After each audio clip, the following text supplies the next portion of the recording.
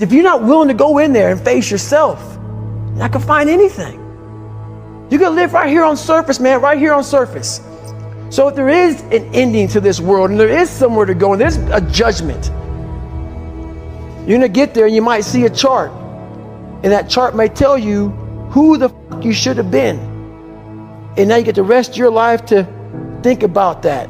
Man, I could have lived a much better life if I just would have just suffered a little bit more. If I just would have went in that and realized I had so much more.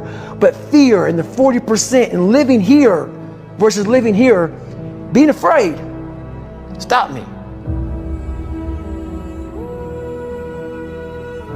Your biggest enemy, the most important conversation you will ever have in your life is the one you have with yourself. You wake up with it, you walk around with it, you go to bed with it. Eventually, you're going to act on it, whether you're good or bad. You have to. That's why the whole thing about this book I have, it's about you. It is about you. It's strictly about you finding who you are. So many people die, live 100 years, never fucking know who they are. Never know who they are. You have to look in that mirror and know there's so much more in here, man.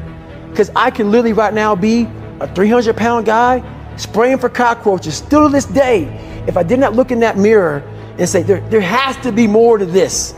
This can't be it. And then willing to go into it, dive deep into it, and give all I have to find it. So that's what all that's about. Let's say there's 10 people in this room, and we're all mediocre. But I'm the best of the mediocre people. I now think I'm great. I'm great. We surround ourselves around people that make us feel great. They tell us what we want to hear. The second we put ourselves amongst the uncommon people, we don't like that feeling, that challenging feeling of that person who's waking up at 3:30 in the morning and say, hey, push your on, we're going for a run. We don't like that challenge. We like that person who says, hey, you know what, man, I don't feel good today, man. And they say, oh, it's okay, brother. We'll take a day off, man. We'll get a pizza and watch the game. We like that. We love that feeling. Why? Because you understand, man, we're good, bro. We don't want that motherfuckers like this. Hey, man, no, bro. Get your fucking shit on, man. Stop being a punk. We don't want that in our lives. We don't want that person who's constantly challenging our weaknesses. We want that person who's constantly, making us feel nice and good and secure in ours. That's the mediocrity of life. We want to be the best amongst the average people. People wonder, how do you stay hungry all the time? Because after I accomplish something, I don't sit back like a lot of guys who graduate buds, graduate this, graduate that. They get comfortable. They wonder why I'm getting weak, man. I don't know, I lost my edge. What's going on? Because once you hit the top of the fucking mountain, guess what happened? I'm good. I'm good, so you wonder why you're falling down now. Because once you reach the top of the mountain, you gotta build another one. That's mediocrity.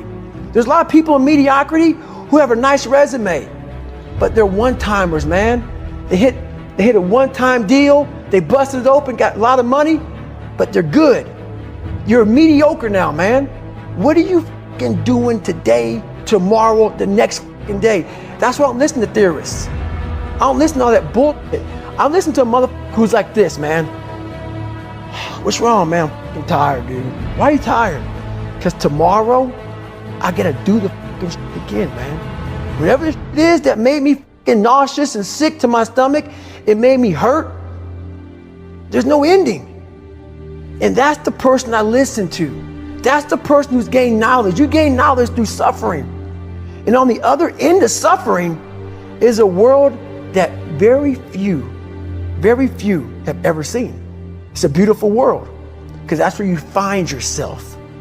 You don't find yourself in over here. You find yourself on the other end. Like the 100-mile race I was on, I ran it for 24 hours. I found myself on the other end of that race. That 19 hours, I found, wow, there's a whole nother world out here that I've never even saw, but the world's in your mind. And that's what all that mediocrity is about. The mind has the tactical advantage over you at all times. At all times of your life, the mind has a tactical advantage over you. Why is that? It knows what you're afraid of. It knows your insecurities. It knows your deep, dark lies. And it starts to push you away from that. It pushes you in a direction that is comfortable. The mind controls everything. So what I realized was that when I was growing up and I was 300 pounds and I got all fat and I got all insecure, I realized that my mind kept taking me in this direction. When things got uncomfortable for me, when I was facing my insecurities, I was facing my fears, my mind said, oh no, we have the tactical advantage. We need to get you, separate you from this feeling. This feeling over here, life's all about feelings. We want the happy feeling. We don't want that feeling of this sucks. If in that moment, you can answer those up questions and you are now in charge of your brain versus your brain ruling you, that's where all that stuff comes from. So the 40% rule is all of that. You get to 40%, your brain says, we're done. Let's roll, man. This is starting to get painful. This is uncomfortable. So you sit down. You have to figure out ways, and everybody's different. That's how the book kind of talks about, like we all have these things about, 5 steps to this and 4 steps to this. It's a lot more than that. That's all bullshit. It's a practice that you have to, it's a habit. So if you know that at 40%, I'm feeling pain. At 40%, I'm feeling pain. That's where the 40% rule kicks in. Now it starts. Okay, I'm feeling pain. My mind's saying all this to me. It's saying, get out of here, run, flee. The fight or flight kicks in. Okay, we're done. We're not good enough. It starts telling you all these things. You start to believe it because the mind controls all. This is the time where you have to gain control back of your mind. It's okay. Let me see if I can go 45%. And once you start giving yourself more and more hope and start realizing, okay, the mind starts to be, okay, what are you doing? We're supposed to be going right and you're going left. You start then controlling your mind. Start finding more in yourself. And then it goes from 40% to a lot further than that. But that's the start of it though. Get to the spot where your mind is saying stop. Whatever that is, you gotta get there first. And then that's when that starts to work for you. You gotta control yourself in that moment.